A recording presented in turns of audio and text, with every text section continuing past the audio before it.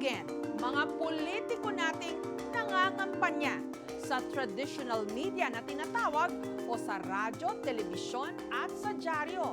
At syempre, sa patok ngayong social media, kung saan nga lang naglipana ang mga maling balita. Fact o fake sa kampanya? Tinutukan ng ating kabrigadang si Joseph Moro. Election season na, kaya't kaliwat kanan na ang pangangampanya, pati na sa social media. At malaking bahagi ng usaping ito, ang mga trolls. Dito sa Fact or Fake, ang mga facts kung paano nga ba nag-ooperate ang isang troll farm ngayong eleksyon. Ngayong eleksyon, masasabing 24/7 ang kampanya. Kung noon sa TV, radyo at dyaryo lang, ngayon online na rin. At ang strategy of choice,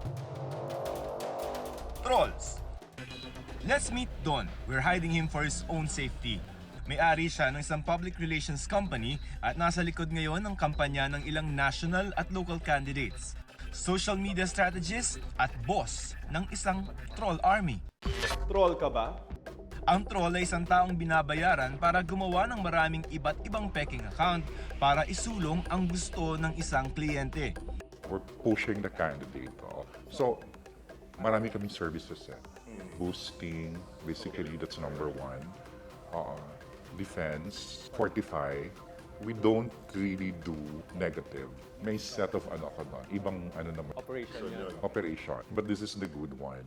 Sa ilalim niya, meron siyang 500 trolls. Ang bawat isa may 100 hanggang 200 na mga fake account. Because basically, I do a lot of operations na hindi mo naman pwedeng ipagmalaki. We do a lot of special ops against yung mga enemies, kung sino man yung kliyente na gusto. So ganito, sa isang troll farm o troll network, masasabi nating may chain of command sa pagpapalaganap ng mensahe online. Nagsisimula ang lahat syempre sa kliyente, halimbawa sa isang politiko. Ipapasa niya ang gusto niyang ipakalat na mensahe sa head ng PR team. Pass the message lang ang peg. Tapos ang may pinakamahalagang papel ang content editor dahil iisipin niya kung paano papatok ang kanilang mensahe sa netizens. Remember, there's a content editor. So that person does the messaging. Composes the messaging. So, ginagawa na yung hashtag and all, at kung ano yung iti-tweet, ano yung iti-Facebook. So, from there, iikutan na lang yun Sa isang mensahe na iniikutan na lang yun ng mga trolls. At saka, magtatrabaho na ang mga trolls. So, kami talaga may personality. For example, so, you have like 50 trolls. So, 15 doon, etong personality nyo, teacher kayo. Oh, dang, okay. Role-playing. Dapat matalino kayo, may diplomasya, makipag-usap. O ito naman, may bahay kayo. So, concern nyo, nanay kayo. So, dun kayo mag-stick dun sa personality nyo. That's what trolling is all about. Yung na-discover namin na hindi mo pwede na single lang kayo na tao, na profile. Diba? You have to have, iba-ibang persona. Because ang idea is And idea is para iba't ibang tao, ibang tao, pero they share. isang persuasion. So how many, right now, in your network, how many ballpark figure do you have? How many people do you have trolls? Kami, around 500. What? 500. Talaga? Oo.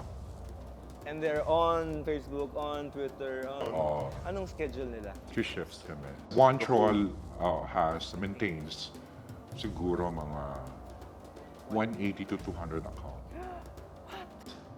Ang hirap nun. Oo, kaya yun ang tatlo sa utak ko. You have to pay them malaki talaga. Ang entry-level troll kaya raw kumita ng 30,000 pesos kada buwan, habang ang mga senior trolls kumikita ng 50 hanggang 70,000 pesos kada buwan. Influencers, well, kapag may request yung client, Influencers equals endorsers, right? In the traditional sense. oo. And how much should they get? Ballpark. I mean, minimum and max. Minimum of 30K 30 for anong gagawin lang niya? per post lang. Per post? At may dalawa pang klase ng trolls, may white trolls at merong black trolls. Because since we're white trolls, really the persuasion is to engage in the most diplomatic way as possible. In the age of internet, can you be diplomatic? It's actually possible, but kapag ganun na yung nagiging kultura dun sa thread, yung medyo toxic na, we actually recommend. Do you want to use another set of trolls who can do the wicked trolling or the black trolling? So You have to. Oo, but hindi sila pwede mag-combine kasi iba yung training nito, iba yung training. Ang training nito, mababae talaga itong mga to. Hindi kayo pwede magmura, don't threaten. And then the bad one. But the bad ones, they can be as bad as minsan, hindi lumaki sa TV, pero pinapalaki ng social media. Through the aid of trolls. Through the aid of trolls also, and some operators also. So maraming factors para lumaki yung story. Marami ng pag-aaral na nagsasabing may epekto ang trolls sa eleksyon, hindi lamang sa Pilipinas kundi sa iba't ibang bahagi ng mundo.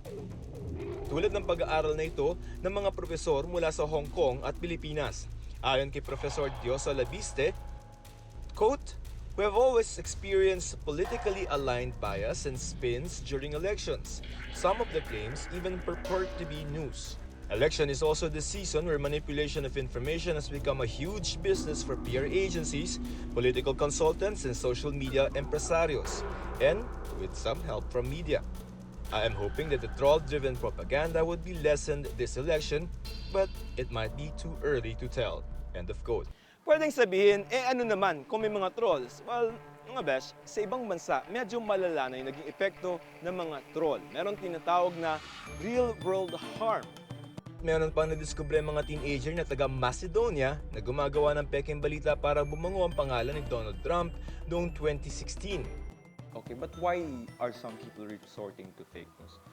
Because in the first place, ang daling makaloko sa social media.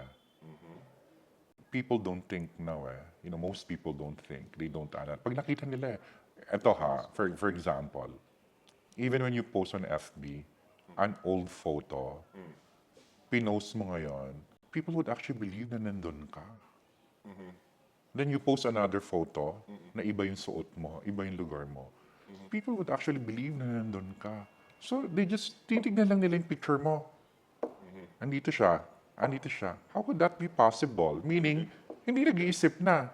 So, ganun din yung fake news, di ba? Gusto lang namin under the radar. Why are you effective in the shadows? Because we can do anything we want.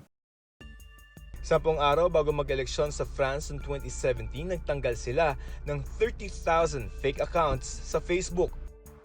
Itong Enero naman, mahigit 200 FB pages at mahigit 70 FB accounts ang tinanggal dito sa Pilipinas.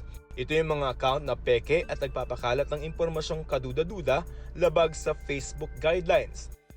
Isa sa pinakamaraming tinanggal nila ang mga account na konektado sa Twinmark Media. Maging ang COMELEC gusto na ring i-regulate ang social media.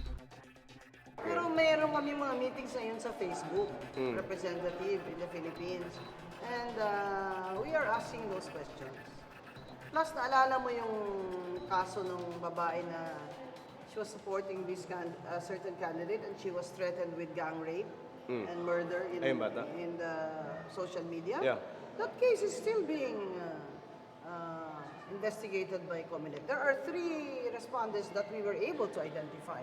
If they think we cannot identify them because they're using, different names, fake names, We have means. alam mo, if we just have the time, we can find you.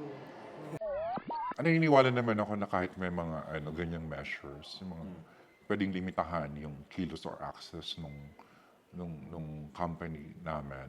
So we can always evolve.